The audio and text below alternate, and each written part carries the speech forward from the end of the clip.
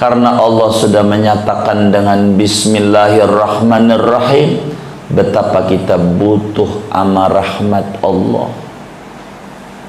Rahmat Allah kita tidak boleh jauh. Dalam Al-Quran dijelaskan, la maghfiratum mir rabbikum wa rahmah khairun mimma tajma'un.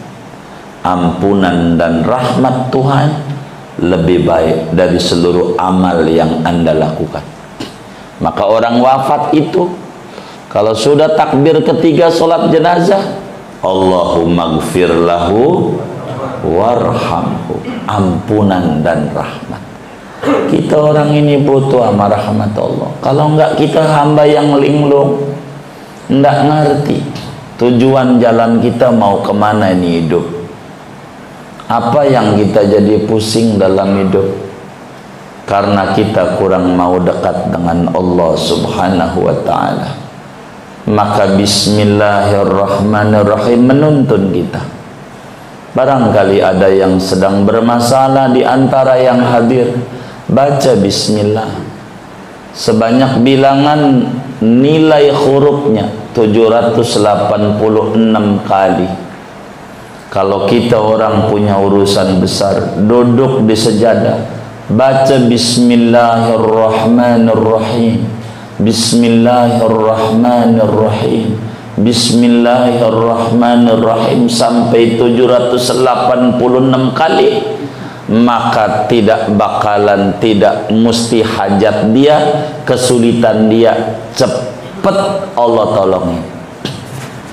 Kenapa? Karena rahmat Allah yang disambat oleh dia. Kita butuh ama rahmat Allah. Ini bisa ngaji ini karena Allah kasih rahmat sama kita, bukan karena kita sehat. Banyak yang lebih sehat dari kita nggak kuat duduk di majelis ilmu. Bukan karena kita ini waktunya luang, banyak yang lebih luang nggak keburu, karena Allah kasih rahmat. Maka rahmat Allah itu amat sangat kita butuhkan. Makanya kitab ini diawali dengan Bismillahirrahmanirrahim, sampai Nabi menyampaikan irhamu man fil ardi yarhamkum man fis sama. Tebarkan kasih sayang, rahmat kepada yang ada di bumi, yang di langit akan memberikan rahmatnya kepada kita. Kenapa? Karena kita butuh ama rahmat Allah. Berkat rahmat Allah, ya Rabb, kita masih hidup. Di antara mati kita enggak tahu itu karena Rahman Rahimnya Allah, saudara. Kenapa kita enggak tahu mati kita? Jangan pengen tahu kapan mati kita. Kalau tahu mati mau enak kagak, jangan dikata.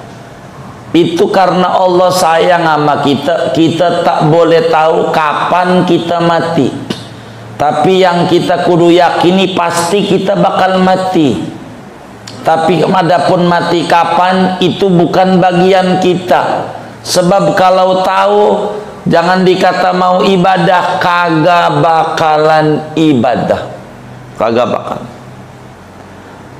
Cucunya beliau yang ngarang Hidayatul Adqiya, Syekh Zainuddin, namanya sama sama kakeknya, Zainuddin bin Abdul Aziz bin Zainuddin. Ini namanya Zainuddin bin Ali, cucunya Zainuddin bin Abdul Aziz, karena anaknya Zainuddin ini Abdul Aziz namanya.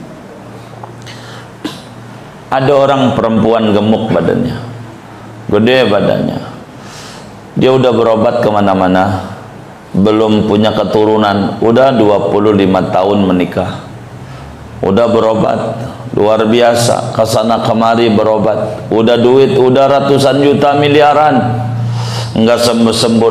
Datanglah ke dokter muslim yang sufi, mengerti tentang dunia tasawuf. Maka kemudian ketika dia konsultasi sama dokter ini, kata sang dokter, sesudah meriksa, menyampaikan kepada lakinya dan kepada bininya. Dia bilang, ibu ndak usah ibu berobat kemana-mana, sayang buang-buang duit,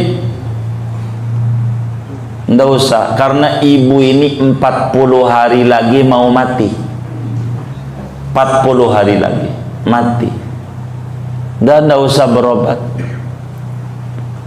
Akhirnya perempuan itu kan tahu 40 hari lagi dia mau mati, kagak makan-makan, boro ibadah, makan aja kagak, ngitungin ngalamin besok tinggal 39 hari lagi, begitu, besok 38, jadi enggak makan-makan tau mati, sampai udah 30 hari, 10 hari lagi, jadi enggak makan-makan, ibadah enggak, makan enggak, sampai 39 hari,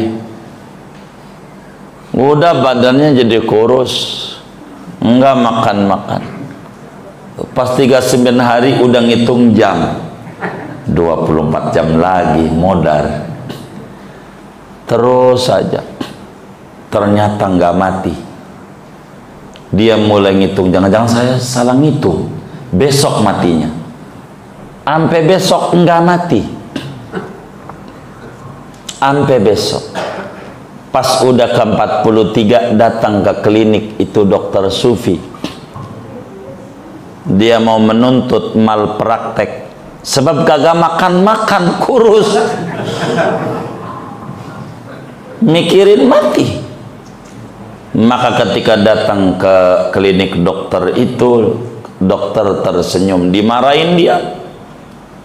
Sudah dia selesai marah, dokter bilang, ini dia, dah sekarang ibu udah kurus, udah pulang, ntar hubungan sama laki bisa punya anak.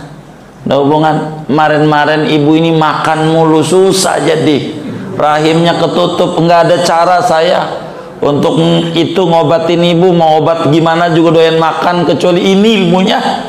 Saya kasih tahu aja 40 lagi mati, saya juga gak tahu sebetulnya, cuman ilmu saya udah mentok, kecuali harus ngasih kabar ibu 40 hari lagi mati, baru sekarang kurus. Dah tidur sama lakinya, insyaallah punya anak, miumnya udah kempes, begitu dokter Sufi itu.